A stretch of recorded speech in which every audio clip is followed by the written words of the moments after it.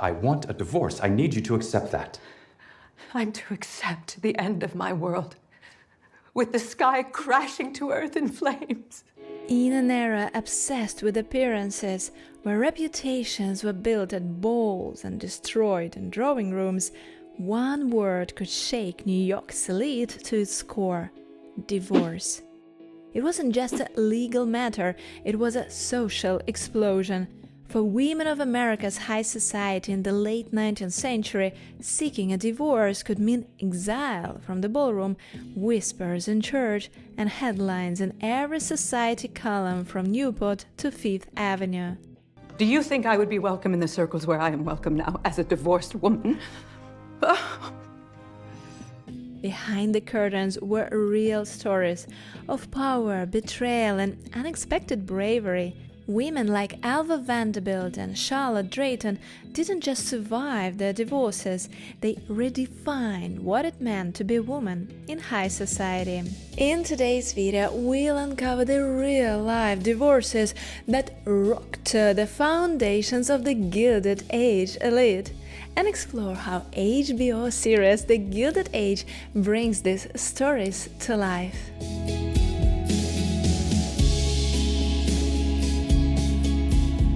To understand why divorce was so scandalous in the Gilded Age, we need to step into the palatial mansions of late 19th century America.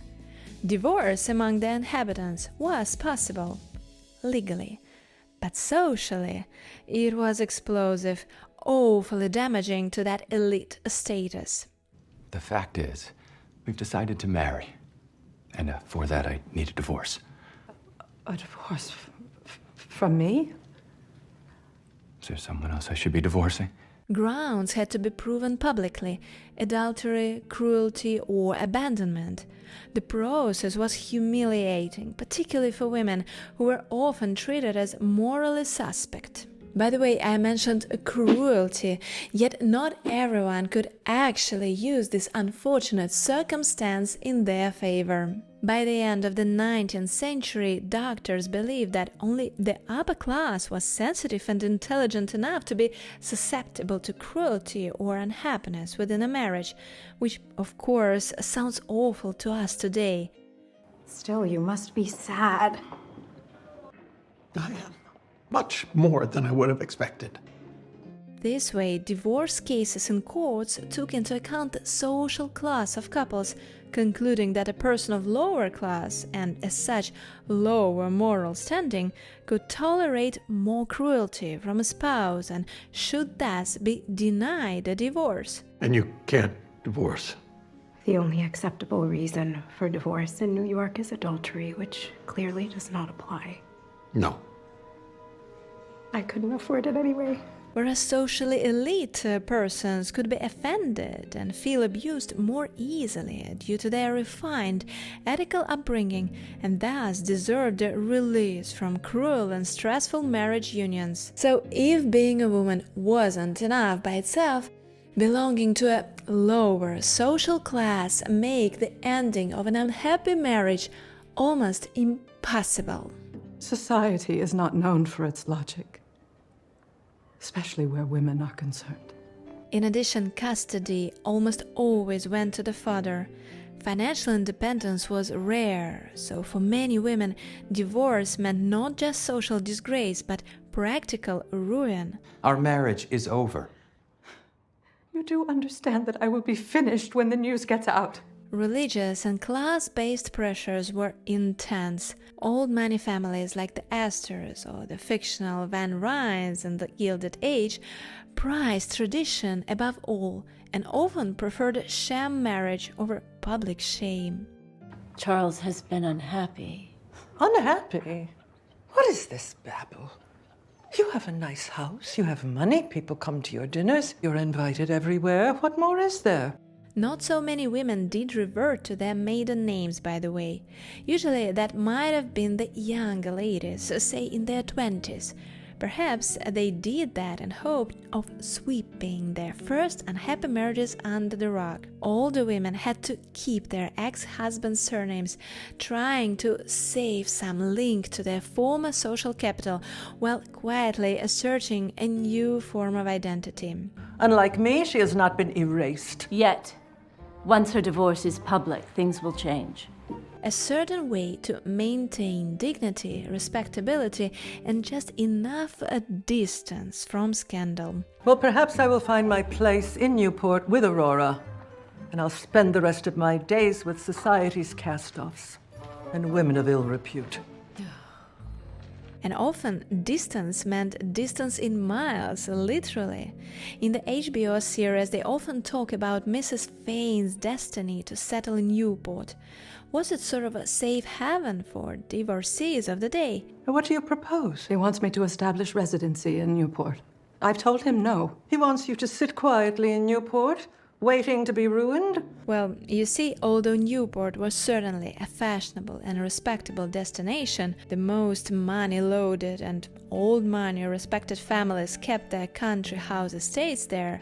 Still, it wasn't the Fifth Avenue, and the social rules were sort of less strict. So Newport is as hard on divorcees as everywhere else? The locals are kinder. By the beginning of the 20th century, the elites taking up a residence in the area were more progressive and had accepted divorce and separation more so than other parts of the country, New York's polite society in particular. For those who could afford it, Newport became a way for wealthy women of divorce and separation to continue living as respectable members of the circle. Newport is better. It can be settled in private there. In New York, the press is allowed into the court. Let's hope it doesn't come to that. But change was coming. Slowly and often painfully, a few women dared to break the mold, and by doing so, they revealed just how fragile those cruel societal rules really were.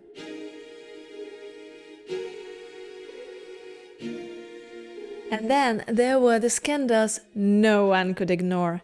The following two made it into the HBO series. Mother wants us to mix a bit more. She can be so tedious sometimes. She just wants you to stop talking to Mr. Burrow. In 1892, Charlotte Astor Drayton, daughter of the formidable Mrs. Astor, became the center of international gossip happened in her European voyage. Oh, listen to this. A certain Mr. B has been challenged to a duel by a Mr. D. Apparently, Mrs. D has been having a little too much fun in Paris. That must be Mr. Burrow and Charlotte Drayton. Accused of having an affair in London with another American, Harriet Elsa Burrow, her husband, James Coleman Drayton, challenged Burrow to a duel in Paris. It never happened, but the divorce did. Drayton charged Charlotte publicly with adultery. The story of the Drayton-Astor divorce was quickly sensationalized, and headlines followed. Poor Lena. What a blow. Mrs. Astor has weathered worse. But it's so public. She'll hate that. The thunder of Mr. Drayton's suit rocked New York's Mayfair to its very foundation, was written in an editorial posted in the Cincinnati Enquirer. It was even more scandalous that the woman was the one accused of being unfaithful. All this happened in the epoch when the upper-class families did all they could to keep the drama behind closed doors. They didn't air their dirty laundry, so to speak, out in public. Is Mrs. Drayton here? No. She woke with a headache. Oh, I'm so sorry. Are you Mrs. Russell? Mrs. Ruck. Excuse me? What did that mean? Haven't you seen the paper? Yet in this situation, the mother of the unfortunate divorcee was no one else but the Mrs. Astor, one of the leaders of the polite society. Well, she had to react. Mrs. Astor, can we expect your daughter, Mrs. Drayton, to join us? No, I'm sorry, she won't be coming. That's too bad. Interestingly, Lena Astor herself didn't have a happy marriage and lived separately from her husband, while of course maintaining the due status quo of a married woman.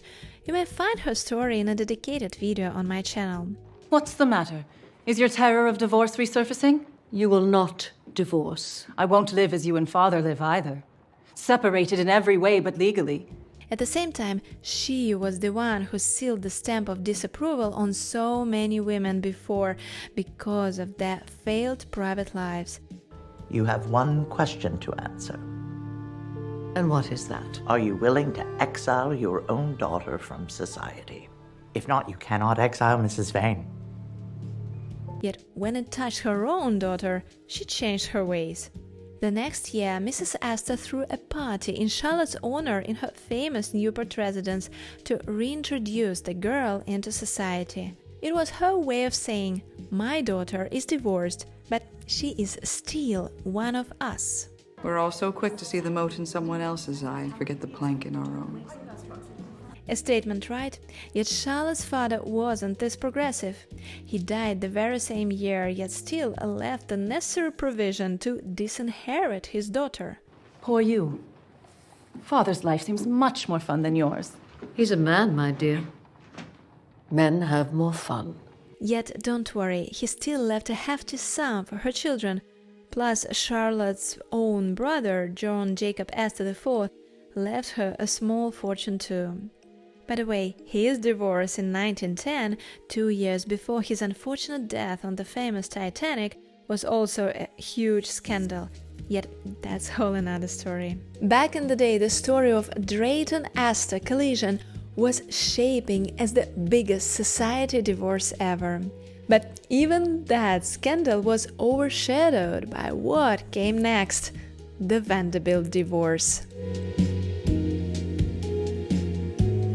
Vanderbilt, one of the most formidable women of her age, filed for divorce from William Kissam Vanderbilt. She accused him of adultery, a bold move for a woman. This mess is of your making. I wash my hands of it. You see, here is the twist. If a woman sued her husband for adultery, she was often the one shamed. Why? Well, because it meant she was acknowledging infidelity, even thinking about such things. And for society, that alone made her disgraceful. We're a pretty ruthless pair, aren't we, you and I? By 1894, rumors about the couple's marital troubles, or domestic difficulties as they put it, had made their way into the press, with headlines suggesting that Alva and Willie were on the verge of separation. I can't control what they write. I assure you the last thing I want is for our lives to be gossip column fodder. Rumor was fueled by reports of his flirtation with a Parisian demi-mondaine named Nellie Neustrater. Alva and Willie's divorce was the society scandal of its time. Like this Vanderbilt couple seemed flawless, too powerful to fall. But suddenly everyone was reading about their personal drama, infidelity and all, and it totally shattered the idea that the upper class lived these perfect, polished lives. I know I'm finished. What does that mean? The divorce was finalized on 5th of March 1895. The defendant had been guilty of the acts of adultery charged in the complaint. A New York Supreme Court ruled the case in Alva's favor, granting her custody of the couple's 3 children and the option to remarry in their home state. The latter point of remarrying may sound strange to us.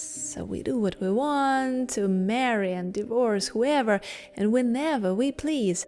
Yet back in the day, the mere idea of remarriage was sort of banned by the church, as if this fluid state of one's private life might have actually shaken the whole sacred notion of God-blessed union. Have you seen this?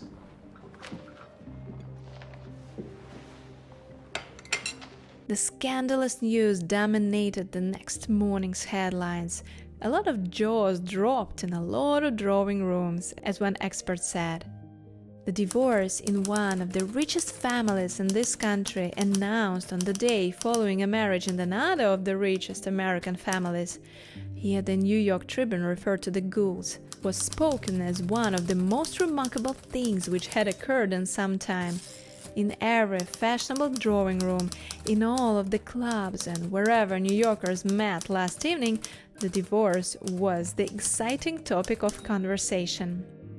The New York Times reported that Alva got the house on Fifth Avenue, the summer house in Newport, the country house on Long Island, and a cash settlement reportedly in the range of $3 million to $10 million, as much as $380 million today. Every class is concerned with this divorce announcement, stated John Pulitzer's World. It interests the rich as well as the poor who want to be rich. It is full of meaning to those at the top and to those at the bottom of society. Interestingly, there were some rumors that the whole spectacle was staged by no one else but William Vanderbilt himself, like he deliberately exposed his affair with the Parisian Mimondaine to finally bring an end to his ill-fated marriage, which was seen as a business transaction from the start. We were a love match, and we've been happy. Yes, we were happy, but because we were well-suited, not because you liked the color of my eyes, or I enjoyed dancing with you. Whatever really happened behind closed doors, one thing was certain. Alva and William K. Vanderbilt's divorce sent shockwaves through Gilded Age society.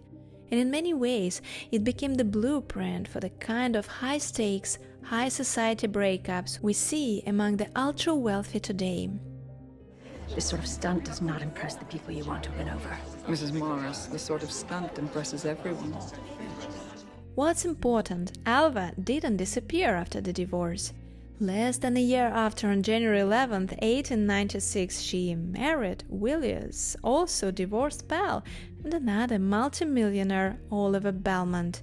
And after his death in 1908, she became a leader in the women's suffrage movement, using her fortune and name to fund political change. I have told her story in detail in the dedicated video. An incredible figure she was. Imagine being a particularly outrageous representative of the new money in the highly rigid New York polite society. She managed to climb the social ladder to the top, to then demolish it and reinvent the rules and politics from ground zero. Divorce was her turning point. Awesome. What's that? The American Woman Suffrage Association. Mama, you astound me. It is a cause that interests me. So yeah, the Gilded Age epoch was definitely not only about building extreme wealth, glitter and gold of palatial mansions, exquisite gowns and sparkling jewels. It also became the era of rising acknowledgement of women's rights. And though HBO dramatizes the period, it also pays tribute to the strength and strategy of real women who reshaped their world from within. In other words, the phenomenon of divorce, while looking as a fly in the ointment, didn't just disrupt the Gilded Age, it helped redefine it. In a world where women were expected to be silent, obedient, and married, choosing divorce was a radical act. History proved they were not just scandalous, they were revolutionary. Thanks for tuning in for yet another look at the fabulous epoch of the Gilded Age, revived by the highly watchable series. I hope you enjoyed it and will find many more interesting videos on my channel. See you there. Bye. Some people want more. I know I do. Take a ride around 5 Points or Hell's Kitchen and tell me you're not satisfied with your life.